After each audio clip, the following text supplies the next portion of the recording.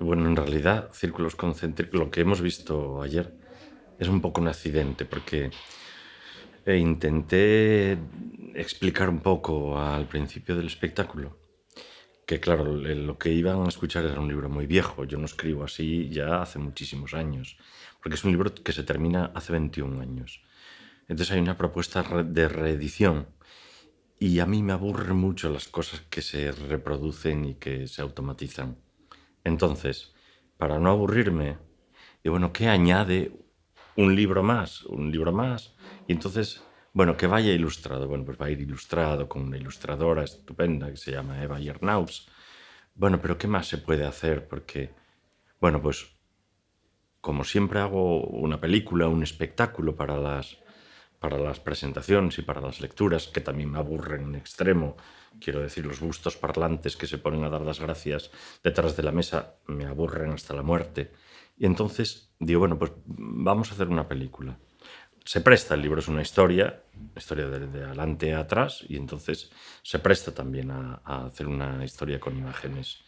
Y fue eso lo que hice. Me planteé un pequeño guión de lo que podría ser y después, bueno, a rodar, a rodar y a editar. Y lo que hemos visto ayer es una película casi de 1 hora sobre la que yo voy leyendo con un fondo de vídeo. Y eso es lo que se publicará. Eso no, exactamente, eso es un fragmento. La película durará algo más de 1 hora. Y entonces, en vez de ir leyendo en directo, lo que va es la película grabada con su banda, con todo, con su música, con su sonido, y eso será lo que acompaña el libro. Además de un podcast que con el audio del libro completo grabado también por mí. Todo viene de lo mismo. Yo me aburro en las presentaciones de mis compañeros. Entonces, y me aburro en las mías, cuando estoy detrás de una mesa como si fuera un presentador de un telediario.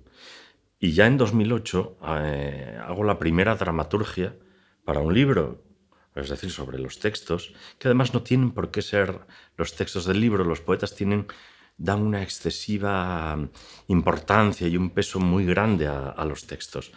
Y yo creo que hay un pequeño desfase cuando uno se coloca frente a un público. Lo que está ocurriendo en ese instante es un hecho teatral. Es un suceso dramático, algo que obvian generalmente. Y cuando uno asume, interioriza que está ante un hecho teatral, eso ya abre todos los horizontes. Uno puede hacer lo que le dé la gana. No necesariamente la lectura del libro, que por cierto suele ser un coñazo. Entonces, cuando asumes que estás ante un hecho teatral, puedes hacer lo que te dé la gana. Entonces, yo en las presentaciones, incluso muchas veces, los textos que están publicados están alterados. Se cambian en función del hecho escénico que se va a producir. Y de ese aburrimiento al que me refería al principio surge en 2008 la primera dramaturgia sobre un texto. En 2009 ya se me fue la cabeza y allí éramos 15 personas, 3 cantantes, todos actuando sobre también una proyección, pero prácticamente eran todos actores, algunos muy conocidos. Y salió extraordinario. Claro, la gente no se espera que una presentación de un libro de poesía sea un hecho escénico donde haya 5, 10 personas actuando. Y entonces, claro, se convierte en otra cosa. Es un encuentro muy ambicioso este. Yo creo que no sé si la organización llega a darse cuenta de lo importante que es dentro de lo que hay. No hay muchos. Hay muchos, son muy específicos, casi todos tienen una dirección muy determinada. Y entonces insisto, creo que como lo respondí antes, es muy ecléctico, es muy abierto, es una propuesta completamente transgenérica. Hay de todo, hay música, teatro, poesía rara, como por ejemplo la que yo propongo, debates al uso. Entonces, todo tiene cabida. Es decir, cuando uno se sorprende cuando ve la programación. Dice, madre mía, ¿esto qué es? ¿Qué es? En el buen sentido.